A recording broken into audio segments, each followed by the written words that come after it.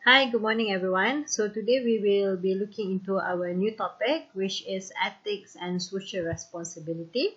So this is a new notes that I have prepared for this chapter.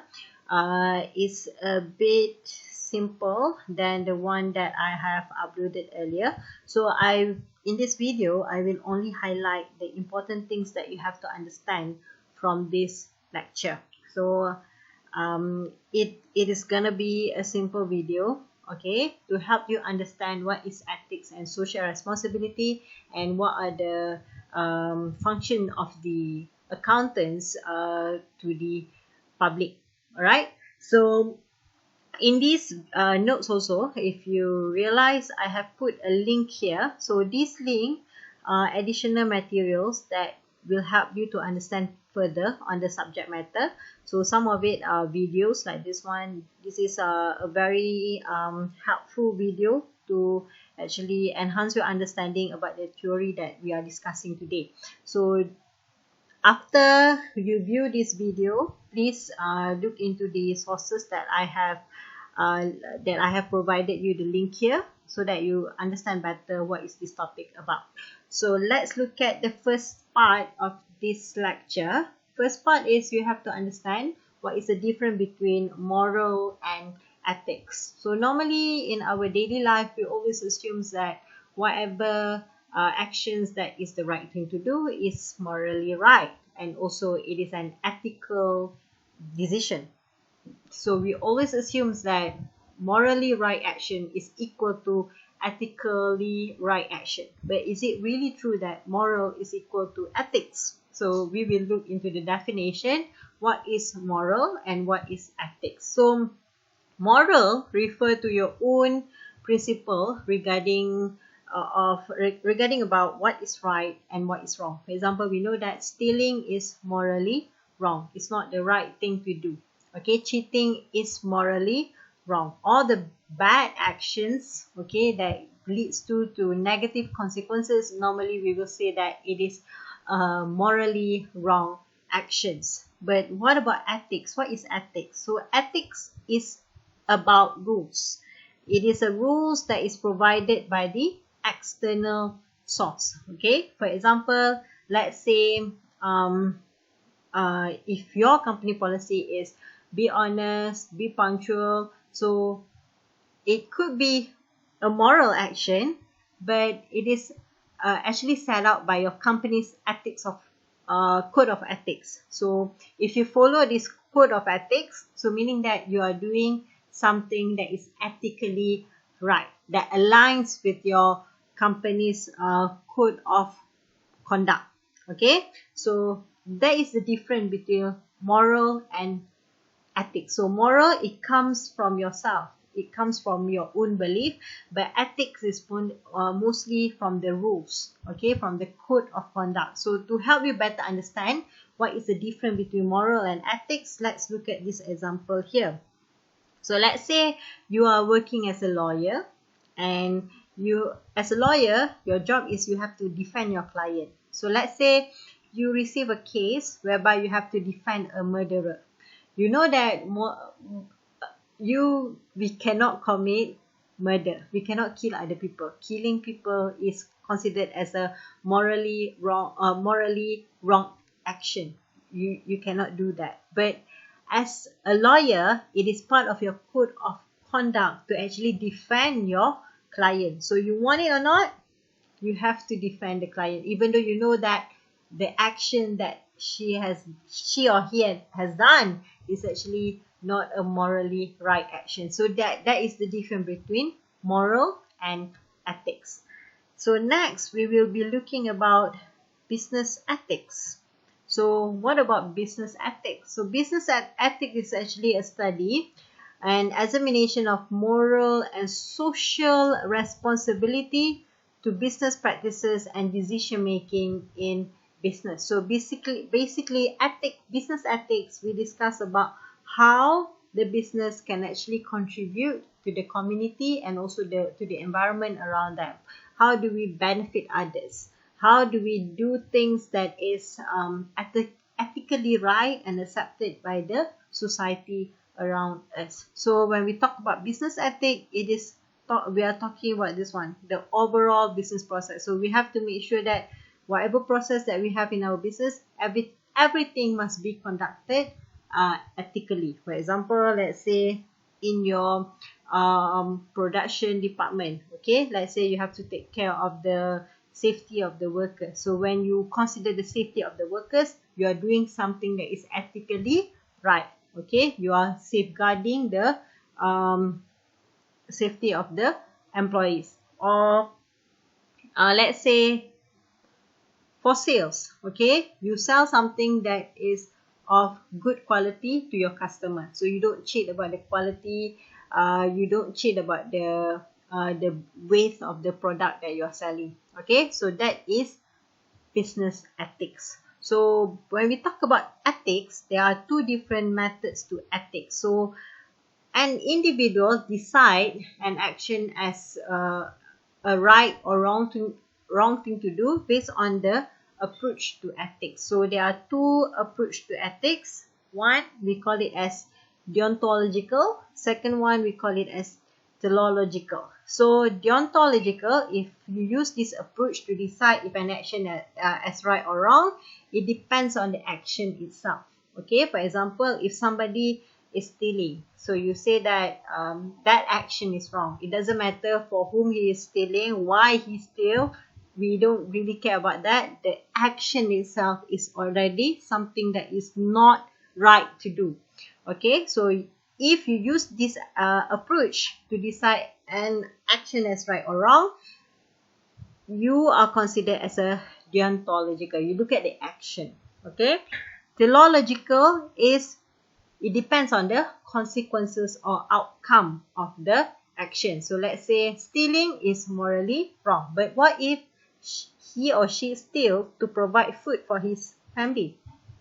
Okay, so the consequences is his family is not hungry after this, right? Because he provide food on the table. Okay, so when the action leads to a favorable outcome, something positive is created, then we consider that action as a moral thing to do. So that is under teleological approach. Okay, so basically an individual can decide an action as right or wrong thing to do depend on the action itself or the consequences of the action. So these are the two approach to ethics. Next, we will look into Kohlberg moral development. So I have a link here, two links here. So please check this link. Okay, very helpful for you to understand what is this theory about. Okay, so under Kohlberg moral development, we actually understand the thought process people go through when making an ethical decision. So when you are making something, when you are making a decision, should I do this or should I do that? Is this the right thing to do? Is that a wrong thing to do? So we have to go through a thought process. So this is explained in this moral development theory. So in this theory, they believe that there are three different levels of moral development. Okay, three different level and 6 different stages. So level 1 is what we call as the pre-conventional level. So under this pre-conventional level, when we are making ethical decision, we are centered by self-interest. So if that you will take a decision that you will see that it will benefit you. Okay, so if you are making decision based on this approach, you are in the pre-conventional level. In level 2, you are making ethical decision depending on the social expectation. You want to be accepted by the society.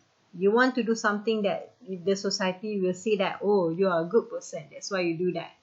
Okay, so if you are that kind of individual, you are in level 2, the conventional level. The last level is post-conventional. So in this level, you start to realize that morally right thing to do is not always the same as legally right thing to do. Okay, so sometimes there would be difference between moral action and also legal action. So let's look at the stages one by one. So stage 1, you focus on obedience and punishment. Let's say if you are a kid, when you are 3-4 years old, right? So let's say if you are doing something wrong, your parents will punish you. Why? They want to teach you that this is not the right thing to do. If you do something wrong, you will be punished.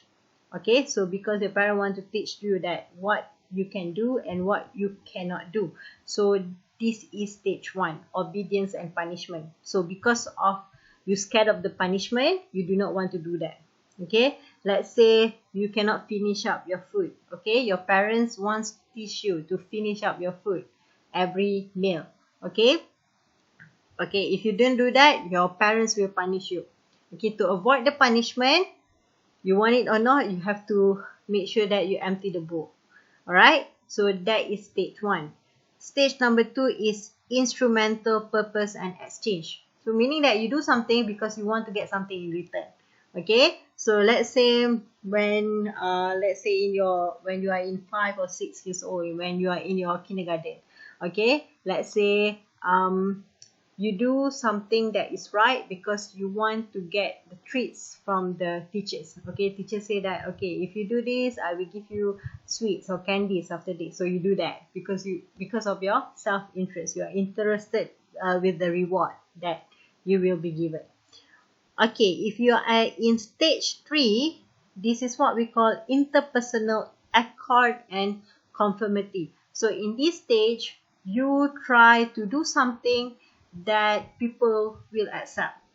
For example, you try to be a good girl or you try to be a good boy because you want to be accepted by the society. So you want to be looked as a good people. Okay, so that is stage 3. Stage number 4 is social accord and system maintenance. So in stage 4, you believe in laws and regulation.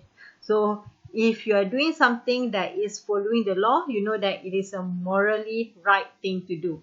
If you disobey the law, so meaning that it's a morally wrong thing to do. So meaning that in stage 4, you really appreciate the laws and regulation and you will try to follow it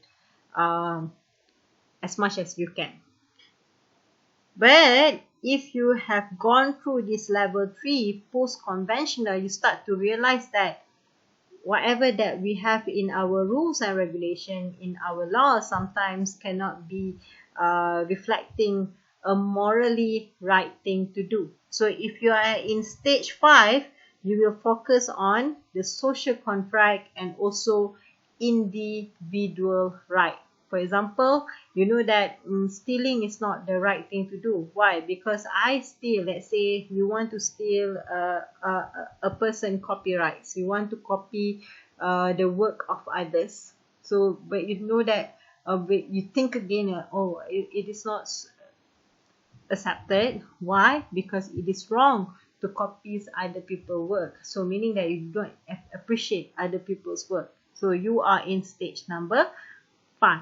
Okay, and last stage will be universal ethical principle, whereby you try to make use of your own belief on what is ethically right thing to do. Okay, you have your own belief and you already know that sometimes whatever that is morally right might contradicts with the laws. Okay, so for example, I give you like two years ago, I think. Okay, so the parliament was discussing about let's say if there is any rape case. Okay, so the girl that has been raped should marry with a rapper. Okay, so they try to include this in our laws and regulation, but because of many objections by many people, how can you let the victim of rape to marry the raper? It's not the right thing to do. So they didn't pass this legislation. So luckily lah. Okay, so now you see that whatever that we have in the laws might not be sufficient to be said as a moral action to do. That's why we have our rules and regulation to be updated on a frequent basis. Alright, so this is Kohlberg moral development. It is discussing about the thought process. So if you want to look into the example, you can look into this Heinz dilemma. Very good video to help you understand about this theory. Alright, the last part, we will be looking into accountants and the public interest. So accountancy is a profession that requires specific body of theory or knowledge. Yes, of course, that's why you study accounting, because you try to understand the theory and knowledge in accounting. So we have a lot of professional bodies that govern the accountants, for example, like ICCA, ICW, CIMA, and MIA in our country, in Malaysia. So as an accountant, we are expected to act with professionalism. So professionalism meaning that you have to understand that you need to take into account the interests of the public, or the public interest. So what is actually public interest?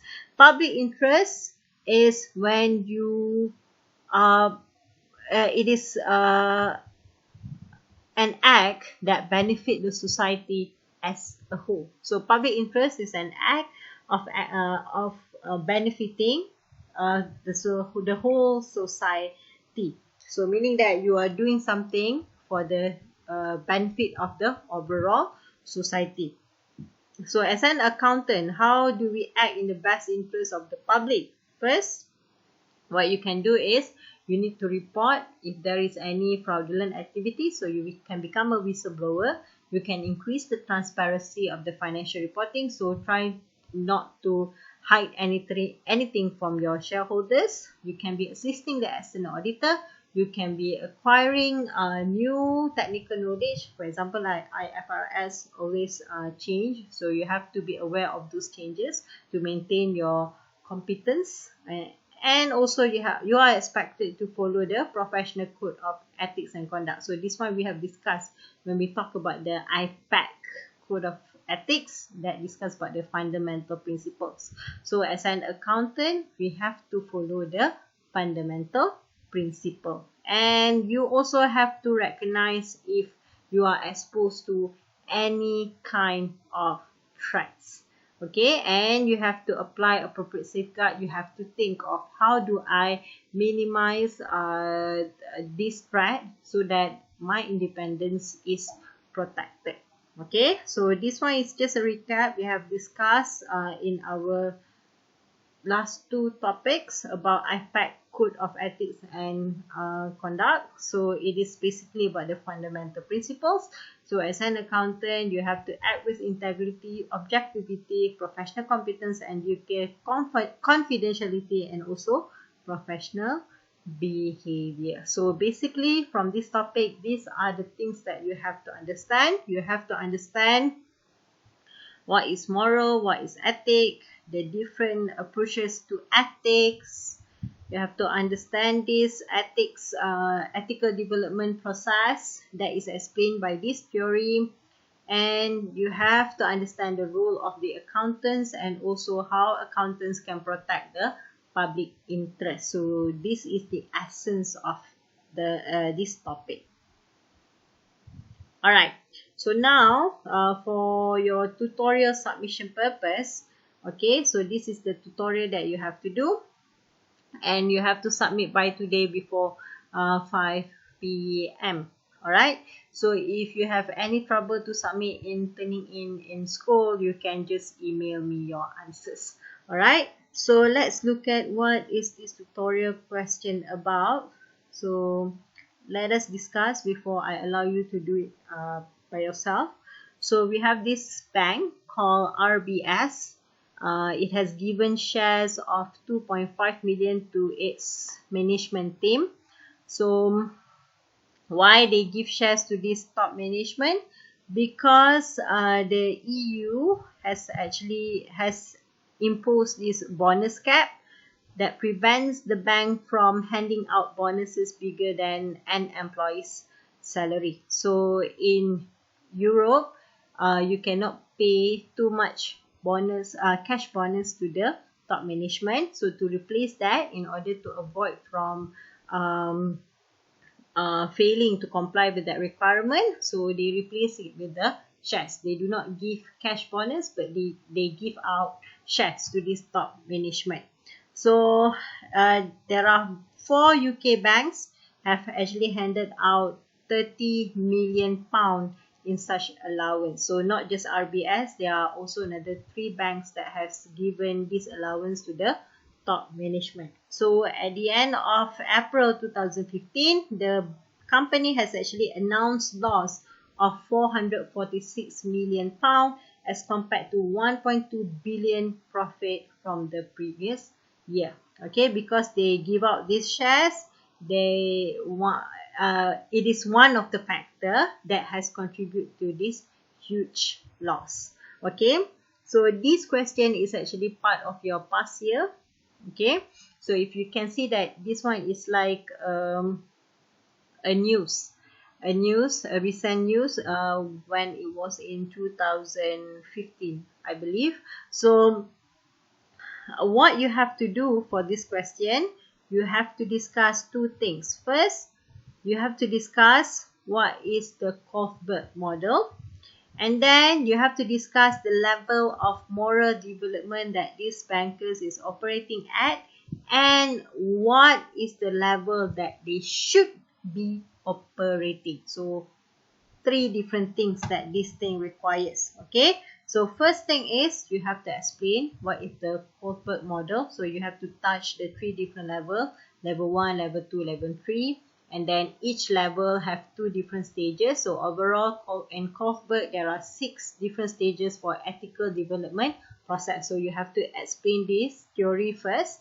After you explain the theory, then you have to apply this model into this RBS case study. So what you have to discuss is, first is you have to discuss, is it a morally right action to replace the cash bonus with the shares? And as a result of this decision, it has also contributed to a huge loss. One of the factors that contribute to a huge loss. So is this an ethically right thing to do? Are we treating the shareholders fairly? Because now the shareholders have to bear the burden. Okay, so they are suffering loss. So most likely they might not be getting the dividend for that particular year. And then the third thing that you have to discuss is, what is the right level of Kohlberg that this bank should be operating at? So meaning that in second requirement here, when you are discussing this thing, you also have to identify which